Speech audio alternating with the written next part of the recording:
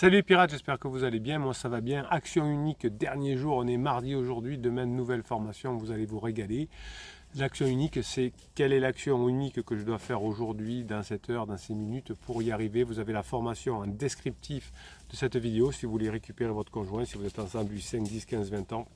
Vous allez apprendre à utiliser petit à petit cette méthode de l'action unique. Oui, elle va faire la différence, oui, elle va faire la différence.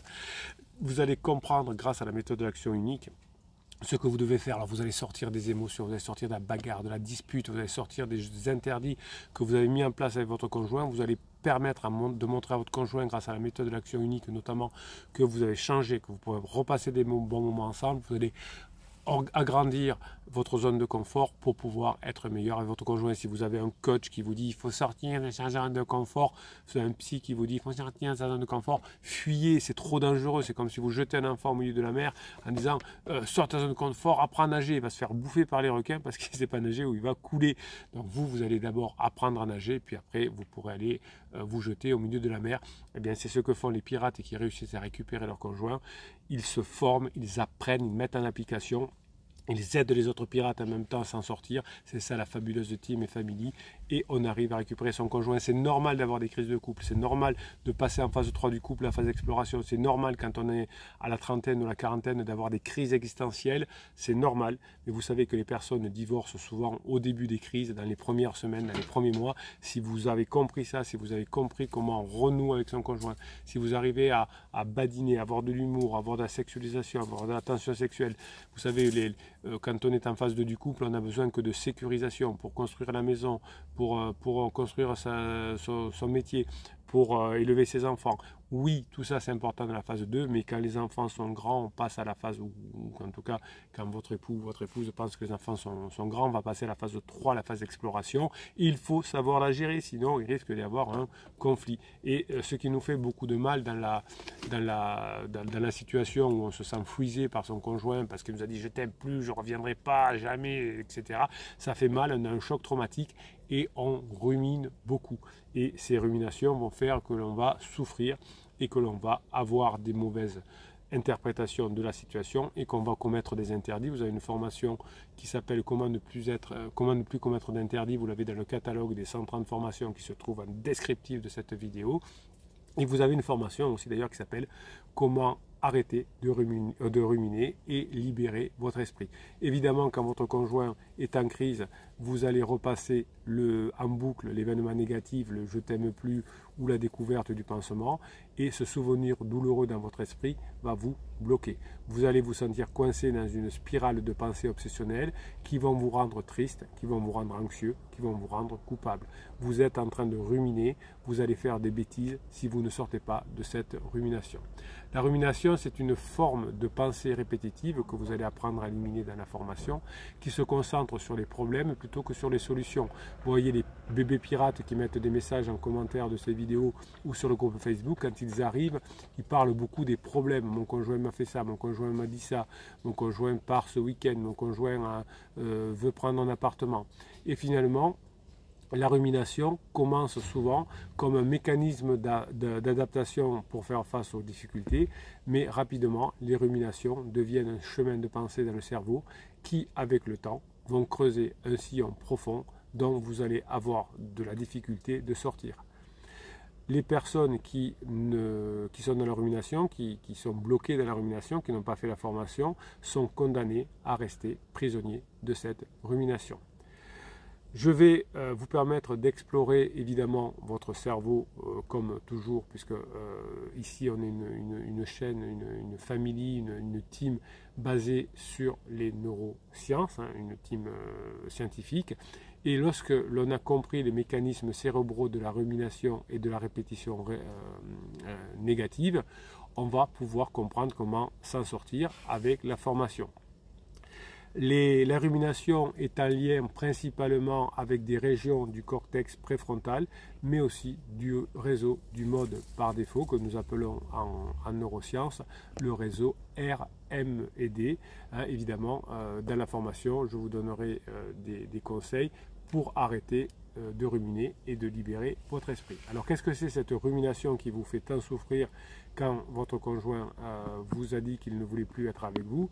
Le terme rumination vient du latin ruminare, hein, ce qui signifie mâcher les pensées, quoi, on va le dire comme ça. Cette rumination désigne le fait de régurgiter et de remâcher la nourriture chez certains animaux, on appelle ça le cud, CUD, comme les vaches, les chèvres ou les moutons. Par analogie, la rumination mentale consiste à ressasser et à remuer des idées liées à la détresse et à ses conséquences possibles. Donc si vous n'enlevez pas ces pensées de votre cerveau, vous allez être plein de cortisol et vous allez souffrir. Donc la rumination est considérée comme un trait de personnalité qui peut devenir stable, mais qui varie selon les individus. Quand vous allez faire la formation sur les ruminations, vous allez vous sentir beaucoup mieux. En fonction du fait que vous avez tendance à beaucoup ruminer ou peu ruminer, ce sera plus ou moins long. Donc certaines personnes ont tendance à ruminer face à des situations stressantes ou déprimantes, on va dire, comme la crise de couple. La rumination est souvent associée à des troubles psychologiques, puisque vous êtes frisé par le fait que votre époux ou votre épouse a dit « je t'aime plus, je ne reviendrai jamais », et ça va entraîner chez vous des symptômes presque semblables à la dépression, en tout cas de l'anxiété, et parfois d'ailleurs des troubles obsessionnels compulsifs, notamment des phases maniaco et des phases dépressives, et évidemment vous aurez un stress post-traumatique que vous devrez traiter par la formation, éliminer le choc traumatique si vous voulez véritablement récupérer votre conjoint. Donc quels sont les effets de la rumination face à la crise de votre conjoint? Bien, la rumination a des effets néfastes sur le fonctionnement à terme du cerveau. Plusieurs études de neurosciences nous montrent que la rumination active renforce des régions cérébrales impliquées dans le traitement des émotions négatives, comme le cortex préfrontal subgénual et le cortex cingulaire antérieur. Ces régions font partie de ce que j'appelle le réseau mode par défaut, que je vous disais tout à l'heure. C'est un ensemble de zones cérébrales qui s'activent lorsque le cerveau vagabonde et se perd. Le cerveau se perd pendant les ruminations dans des pensées introspectives et autobiographiques. Donc le mode réseau par défaut, il existe, donc il n'est pas mauvais en soi. Il est utile pour stimuler la créativité. C'est pour ça que si vous utilisez le mode par défaut pour stimuler la créativité, ça va vous aider. Stimuler la créativité, la mémoire ou la planification, c'est important. Donc lorsque les parties préfrontales, subgénuales et le cortex cingulaire antérieur se réunissent, se synchronisent, eh bien vous allez pouvoir avoir des effets déprimants. Donc vous allez, si vous ne faites pas attention, si vous laissez aller, si vous n'agissez pas, si vous n'appliquez pas la formation, vous allez créer un cercle vicieux chez vous de rumination, qui va empêcher votre cerveau de se déconnecter des pensées négatives et d'accéder à des émotions positives. Si vous voulez récupérer votre conjoint, évidemment, il faudra que petit à petit, vous lui montriez que vous avez changé et que vous lui faites revivre des émotions positives. Tant que vous serez dans les émotions négatives, vous ne pourrez pas faire vivre des émotions positives à votre conjoint, car par les neurones miroirs, votre conjoint va ressentir votre rumination et donc va s'éloigner de vous puisque vous allez créer un malaise chez votre conjoint. Donc la rumination va affecter votre capacité à vous concentrer sur des tâches extérieures et à réguler l'attention. Vous êtes obsédé par le pansement ou par la crise de votre conjoint. La rumination consomme beaucoup de ressources cognitives. La rumination va réduire l'activité du cortex préfrontal dorsolatéral. C'est une région qui est impliquée dans le contrôle exécutif et dans l'inhibition. Donc vous n'arrivez plus à inhiber vos pensées négatives si vous ne faites pas les exercices que je vous ai expliqués dans la formation rumination. Donc la rumination va diminuer les performances cognitives et va augmenter les risques d'erreur et les risques de distraction. Vous êtes frisé, vous êtes piégé par les mots de votre conjoint « je t'aime plus » et vous allez être bloqué dans la rumination, Bruno on se calme, cette rumination qui va modifier la structure du cerveau à long terme. Beaucoup d'études nous montrent que la rumination est associée à l'augmentation du volume de matière grise, hein, notamment dans le préfrontal et dans le dorsolatéral, hein, et ça va diminuer finalement comment dirais-je, cette matière grise dans d'autres parties comme le préfrontal, dorsolatéral, alors que ça augmente dans les parties effectivement qui entraînent les ruminations, hein, c'est-à-dire le préfrontal directement. Donc ces changements anatomiques peuvent refléter finalement une hypertrophie des régions liées aux émotions négatives. Chaque fois que vous êtes dans la rumination, tant que vous n'aurez pas mis en place ce que vous allez apprendre dans la formation, vous aurez une hypertrophie des régions liées aux émotions négatives et vous aurez une atrophie des régions liées au contrôle cognitif, ce qui rendrait la récupération de votre conjoint beaucoup plus compliquée. Alors pourquoi ruminons-nous hein, après un choc traumatique comme l'annonce d'une séparation? Eh bien la rumination peut être déclenchée par cet événement traumatique qui est stressant et qui va bouleverser votre vie. Hein. Alors, la volonté de se séparer de votre conjoint qui croit qu'il ne vous aime plus alors qu'il est simplement en crise existentielle, mais un décès, une maladie ou une agression peut avoir les mêmes effets. Donc face à la situation difficile de votre conjoint qui traverse sa phase d'alarme, vous allez chercher à comprendre ce qui s'est passé, pourquoi cela vous est arrivé et comment vous pouvez vous en sortir. Par la rumination, vous espérez trouver un sens à votre souffrance et rétablir votre équilibre émotionnel. Vous avez compris que ce n'est pas comme ça qu'on va y arriver. Parce que cette quête de sens va tourner à l'obsession. C'est un peu ce qui arrive aussi à votre conjoint qui est en crise existentielle, qui va être dans ces ruminations en permanence. Je pars, je reste, mes enfants, quel est le sens de ma vie, pourquoi je vais mourir, etc.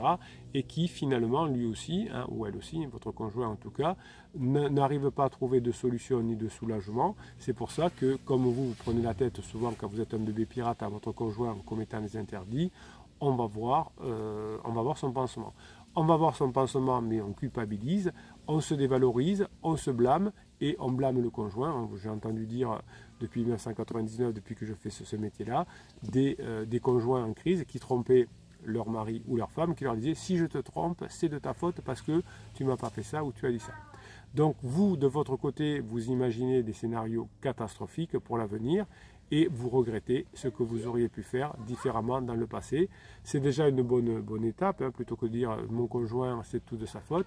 Là, vous commencez à repasser le passé et dire « comment j'aurais pu faire autrement ». Et la difficulté, c'est de ne pas s'isoler des autres et que maintenant, contrairement à votre conjoint, vous allez, grâce aux formations, affronter la réalité.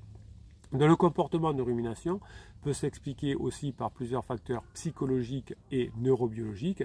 D'une part, la rumination peut être influencée par notre personnalité, notre histoire personnelle, notre enfance, nos croyances ou nos attentes, effectivement, d'attendre un miracle que mon conjoint revienne. Votre conjoint peut revenir si vous montrez que vous avez changé et si vous repassez des bons moments ensemble. Donc ce n'est pas l'attente avec impatience que votre conjoint sorte de sa crise, parce que si votre conjoint sort de sa crise et sortira de sa crise mais que vous n'avez pas repassé des bons moments ensemble, ça risque de boiter. Si vous avez une faible estime de vous-même ou si votre conjoint avait une faible estime de lui-même avant la crise, si vous avez vécu des expériences traumatisantes dans votre enfance, si vous avez l'habitude d'avoir des schémas cognitifs négatifs sur vous-même ou sur les autres, eh bien vous serez plus enclin à ruminer. Si votre conjoint n'avait jamais travaillé sur lui ou sur elle avant sa crise existentielle, sa crise sera plus difficile que si la personne a l'habitude de faire de la neurohypnose. Neurohypnose, je vous rappelle que ce sont des fichiers que je vous mets dans chacune des formations. Je vous fais un fichier différent pour chacune des formations.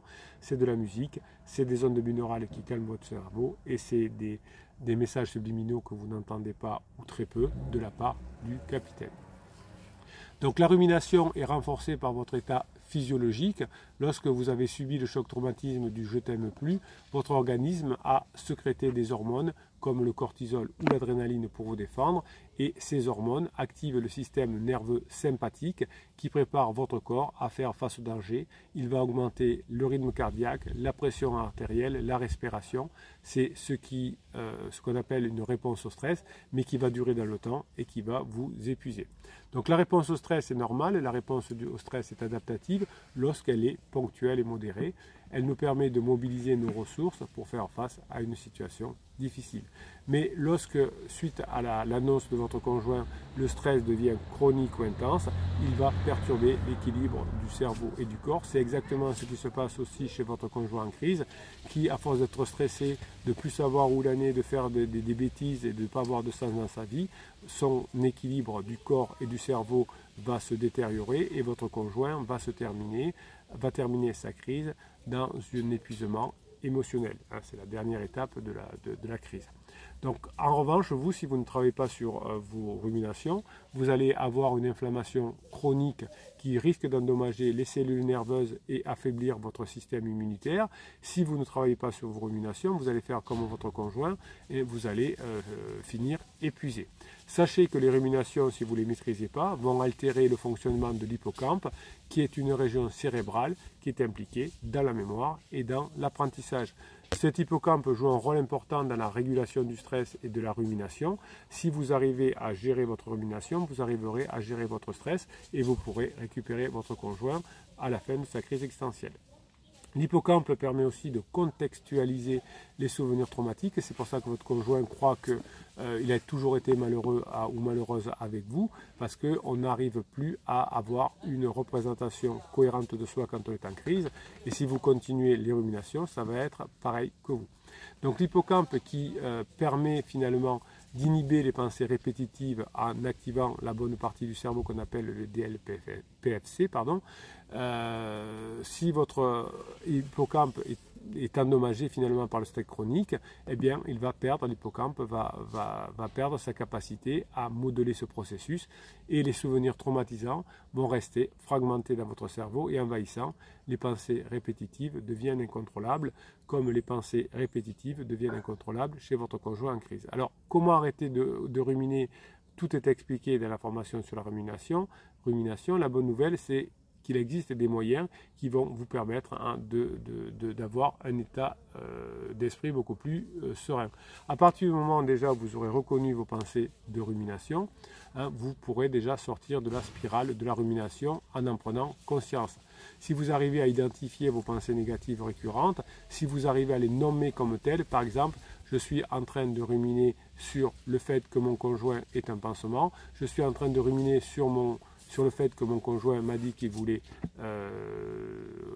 divorcer, eh bien je vais avoir ces pensées qui vont passer en boucle. Si j'ai plutôt une pensée volontaire où je me dis je me fais du souci pour rien parce que je sais que toutes les crises se terminent et si j'ai fait ce qu'il faut, si j'ai mis correctement en application les formations, je vais m'en sortir, je n'aurai plus du tout la même rumination, la même réputation certes, et les mêmes souffrances. Donc le fait d'avoir « je me fais du souci pour rien » en tête me permet de prendre du recul par rapport aux pensées perturbantes et de réaliser que les pensées de rumination ne sont pas forcément vraies et ne sont pas forcément utiles. Donc vous allez apprendre dans la formation à remplacer vos pensées ruminatives par des pensées constructives. Au lieu de vous focaliser sur les aspects négatifs de la situation, comme font les bébés pirates quand ils arrivent sur la chaîne, vous allez apprendre qu'il est possible de changer de perspective et de chercher des aspects positifs ou des solutions.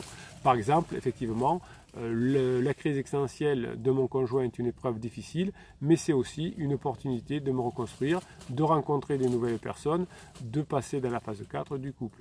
Peut-être que je suis inquiet pour mon avenir, mais je peux améliorer ma situation en me formant, en apprenant à maîtriser mes pensées, mes émotions, en apprenant à moins ruminer, en apprenant la méthode de l'action unique et de me sentir du coup plus confiant et plus motivé. Si j'arrive à lâcher prise, si j'arrive à me distraire, la distraction me permettra d'arrêter de ruminer, c'est-à-dire que si je vais faire du sport, si je vais me concentrer sur une activité qui capte mon attention, si je me concentre sur une activité qui me procure du plaisir ou du bien-être, le sport, la musique, la créativité, jouer à des jeux, méditer, etc.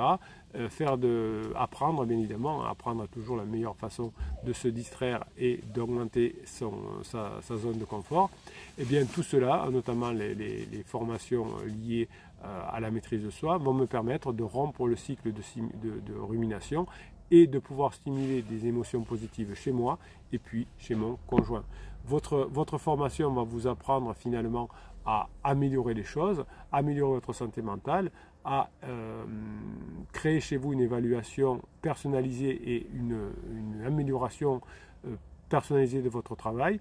Vous allez apprendre dans les formations finalement à diminuer cette rumination qui vous fait mal. La rumination, c'est un processus mental qui consiste à ressasser les idées négatives liées à un problème qui vous est arrivé, comme je veux divorcer, je ne reviendrai pas.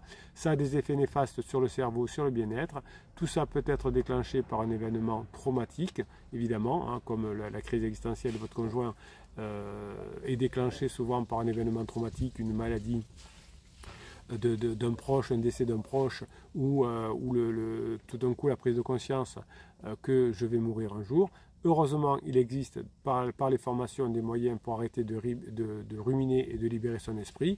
Hein, vous allez apprendre dans les formations à reconnaître les pensées, à les remplacer par des pensées constructives et d'avancer petit à petit pour s'améliorer. Les ruminations ne sont pas une fatalité, les ruminations peuvent vous faire souffrir parce que vous avez pris de pleine face le « je t'aime plus » de votre conjoint, mais grâce à votre travail, vous allez montrer que vous avez changé, vous allez pouvoir reconnecter votre cerveau, remaîtriser votre cerveau et vous allez pouvoir repasser des bons moments avec votre conjoint et tout ça, c'est génial.